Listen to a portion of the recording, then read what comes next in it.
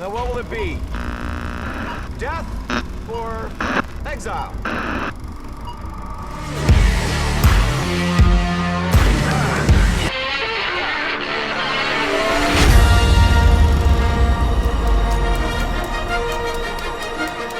Hello everybody and welcome to another episode of the TV Exiles. This week we'll be looking at episode 10 of the final season of Star Wars The Clone Wars, titled The Phantom Apprentice.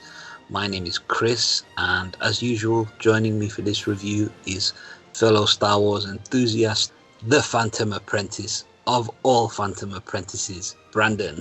Hey, I'm excited to be here. Right, let's get into it. So, as was the case last week, this episode completely forgoes the traditional Clone Wars opening. After the Lucasfilm Limited logo, it hops right back into where we left off. What do you think they're telling us by doing this, Brandon? I honestly think that this is telling us that we're not watching a show, that we're watching a movie. Yeah. There's no opening reminding us what happened last week, because we obviously all remember.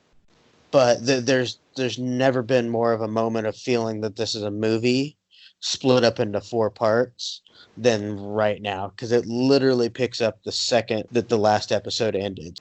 I would put money on it that this either was supposed to get a theatrical release or it's going to get a physical release as one single film. Well, I definitely think they're going to release it as a film, get it on 4K Blu-ray, and I think if it carries on the way it's going, it's going to make a lot of money, I think.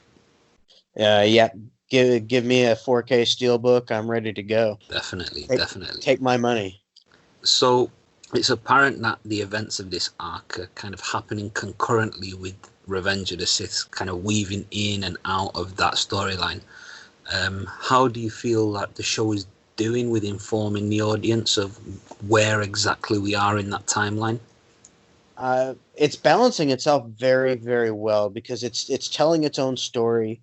It's very deep in its own lore and what it's doing on its own, but it stops at a couple of moments just to kind of tell us things we already know from Revenge of the Sith, like Dooku being killed and Anakin being told to spy on Chancellor Palpatine. Yep. And they're just little markers, so we know where this is happening with what we already know. So it's not treading ground we don't know. It's just giving us markers and then additional emotion that we didn't get from the original movie by having 2 different characters talk about it. So I think it's doing fantastic by not going over what we already know more than we need. Yep, they've been really good with it. In the previous episode, they let us know we're an hour away from Coruscant. Now we know that Dooku's been killed. We also know that Order 66 hasn't happened yet. So there's all of these markers, and they're doing a really good job. They're perhaps not going into nitty-gritty details, but you don't really need that. They're just giving you the big events and letting the audience know, here's where we are. And I think they'll just continue doing that. It's interesting as well, because you know what Star Wars fans are like, really passionate. We could end up getting some kind of fan edit, some kind of mixed cut, some scenes animated, some scenes from Revenge of the Sith, trying to get maybe one chronological timeline of these two. Like it could. I wouldn't be surprised if somebody tries to edit them together. And I know I'd watch the hell out of it. They're fitting together really well. They are. But I do love how they tell us right now that Obi-Wan's on his way to Utapau to take out Grievous, which means we're maybe hours away from Order 66 happening. It's right around the corner, and there's nothing we can do to stop it. Yep, I think we'll be seeing that in the very next episode. I do too. Right, so Maul now knows what's about to happen, and is either surprisingly or not surprisingly trying to stop Sidious from taking power. Why do you feel that he's doing that, and is it surprising to you that he is? Yes and no. I mean, the first thing to go over in this is Sam Witwer's performance of every time he even mentions Sidious. You can feel the fear in his voice. Mm-hmm. I mean, the animation is great in showing you kind of him kind of reel back because he is truly afraid of what's about to happen. Yeah. And he's trying to stop Sidious, but I don't think he's trying to stop Sidious in the way that, like, I'm going to stop him and I'm going to take power. I think he's just trying to slow him down. Yeah, and he's set up that whole scenario basically to take out Anakin, right? He basically wants Sidious's apprentice dealt with, because then Sidious either, one, has to do all the dirty work himself, or find another apprentice. And when he's doing that, his attention will not be on getting Darth Maul. Yeah, that's definitely, there's truth to all of that. It allows him to operate, and Sidious will be preconsumed with other things, because with the Clone Wars coming to an end, he's not going to be able to find an apprentice nearly as easy right now. And then his ability to come to power with all the power that he's accumulated throughout the Clone Wars is going to go away. Yeah. So he has to strike now, and if Maul can interrupt that by taking out Anakin, then, I mean, that either slows it down or it does stop it without even having to confront Sidious himself. Yeah, so let's go into that a bit more. Maul has his confrontation with Ahsoka in the Mandalorian throne room, and in the build-up to the start of their battle, something like quite unexpected. How was this final deep breath before the plunge? I thought it was masterful. Just from the moment everybody arrived and Maul sitting there by himself, he is not surrounded by his guards or anything. He's just sitting there nonchalant, just, pushing Bo-Katan's lasers away. Yeah. Like they're nothing. He's in control. He's in his element.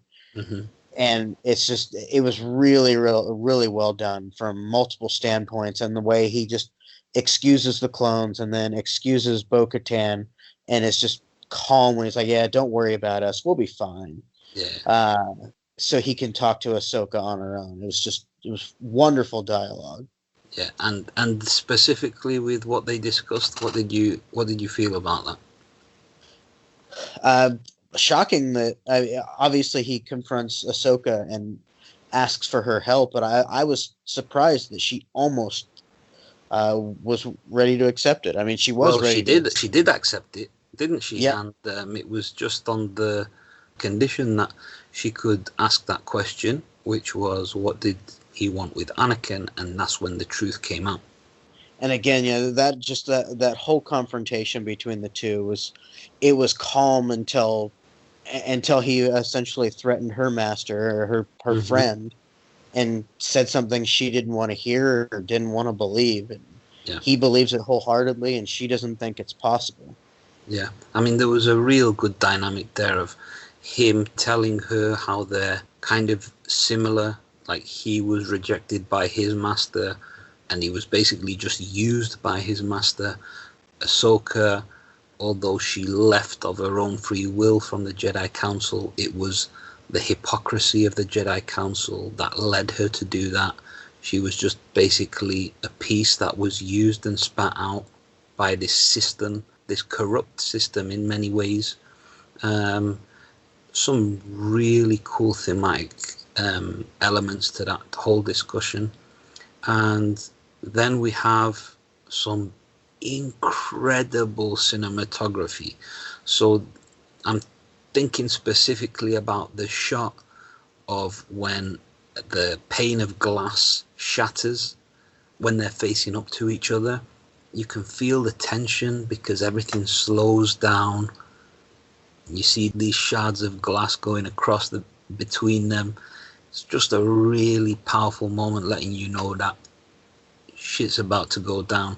And when it does, that's, for me, is some of the best visual effects work I have ever seen in an animated show or film. Yeah, it really was a gorgeous shot there. It wasn't full on slow motion, but it was just slow enough to where you could see the glass mowing through, you could see the embers flowing through, showing the fire that was about to ignite. and Mm-hmm. it really, really was just gorgeous cinematography. The score was great. It was very imposing. It was a calm score, but it was dark and it was ominous of what was about to happen. It was And building it, the anticipation. it was, and it reminded me of season 6, that sense of dread that I felt the whole season, that Order 66 was upon us. The score there just beautifully captured what's about to happen and what is happening and how dark the galaxy is becoming right now. So what did you think about the actual lightsaber battle? Phenomenal. Just from beginning to end, it was immediately noticeable. There was something different about Mm-hmm. this fight itself, and just the way it looked, the pacing, the dynamics of what was going on. It didn't feel like a Clone Wars animated battle where the animators were involved. It felt like a movie. It felt like it was motion captured. Yeah, it Uh, definitely did. And upon further investigation, it turns out it was, right? yeah, so it was. They actually brought in Ray Park, who was Darth Maul in Episode Mhm. 1, and actually in Solo as well. That was that was him doing the motion capture for his character, and Brilliant. it was obvious from the mannerisms and how the fight went along that there was two people behind that, and there was momentum Yeah, that you don't get out of hand animated exactly. And even some of the things. little things like Ahsoka twirling her lightsaber and stuff, like only a human can make that motion as smooth as she did. Well, and just the way it was choreographed by two people that know how to fight, where you could see Maul doing what he could to remove her weapons from her. Hmm. It wasn't just a dance like some of the even like Episode 3. The prequel lightsaber fights were more of a dance. Yeah, They were beautifully choreographed. There was an elegance to them, but there's something about this where Maul trying to strip her weapons from her the whole time was showing him trying to get that upper hand. And he did at some one point. She got left with just her smaller saber, and then she was able to get her second saber back and get in some of those quips that actually worked really well. You're lucky Anakin didn't show up based on the way you're fighting. And again, just the banter in the middle was not over the top. It wasn't childish. It was just enough to try to kind of get him off kilter, and kind of confuse him. And I thought it worked really well. definitely. And that is Ahsoka. That kind of witty banter takes me right back to the young Padawan that we saw in those early seasons. It's just brilliant consistency, and you can tell that this episode is being run by the same people who ran the original series. It's just they just get it. Are there any Easter eggs or hidden details that you want to talk about this week? Just to touch on a couple that were in the same, really the same scene. There's a moment with Maul talking to the crime syndicate over hologram, and the character on the right when he's talking to them is actually Dryden Voss, which is the big bad guy from Solo, Mm-hmm. who works. You find out at the end of that movie who works for Crimson Dawn, which is led by Darth Maul. So Yeah. you get that they are already working together, which is a cool tie-in. I know Solo is kind of the stepchild that kind of gets ignored in this, but it is kind of cool still to tie it together. And they're doing Uh, that for everything, aren't they? They're tying in lots of details in almost every area of Star Wars canon. They're doing an incredible job. yeah, and they're even bringing in. There was another character there called Prince Gizor. Kind of hard to pronounce, but it's he was the main villain in the old '90s. It was a multimedia experience, so it was a game, a book, a comic book, but the main bad guy was Prince Caesar, and he was actually in the scene too, and he's the head of a crime syndicate. And again, it's kind of cool seeing some of Mm-hmm. the other stuff being folded into this new canon now, and would be interesting to see if they go anywhere with it after this. Well, we can only hope. We can only hope. So now for some closing remarks. Overall thoughts on the final Clone Wars arc so far? What are you thinking about it? What are you expecting? Is it meeting expectations? General feelings? So far, 2 episodes in, and this is the excitement I felt before the season started. Yeah. This is the rose-colored glasses. I don't have them on anymore, and the image is still exactly the same. This feeling of this is Star Wars. I don't want to discount any other Star Wars products with this, but for me, this is what I wanted this season to be. And even if the other episodes and arcs didn't live up to that, so far, just this arc alone is making this entire season exactly what I wanted it to be. Definitely. I mean, there's something you said in there that I completely agree with, and it encapsulates the feelings that I have when I'm watching this episode, and as well as the previous one, is this is Star Wars. It encapsulates that intangible feeling, that indescribable feeling that you know when something is authentic, when something captures the essence of what came before. It's just brilliant. This is Star Wars, and the only disappointment I have is that we're only going to get 2 more of these. I hope that people support these 2 episodes coming up, and maybe we can convince them to come back, because there's still more unfinished episodes that haven't been developed. I would love them to complete those as well. Just keep coming back with some Clone Wars, like every couple of years.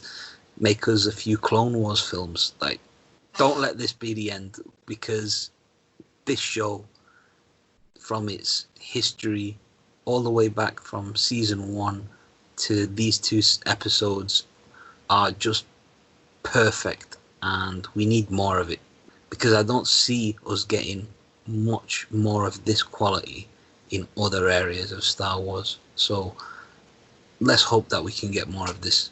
Yep, I'd love to see this level of quality just carried forward, whether it be in a new series, which is rumored, or just again just continuations, standalone stories with some of these characters like Cad Bane, or unfinished arcs, or even just animating the arcs that have even been turned into books, like the one about Ventress, or the son of Dathomir. That could easily just all be turned into standalone stories that don't need to be tied to an overall arc.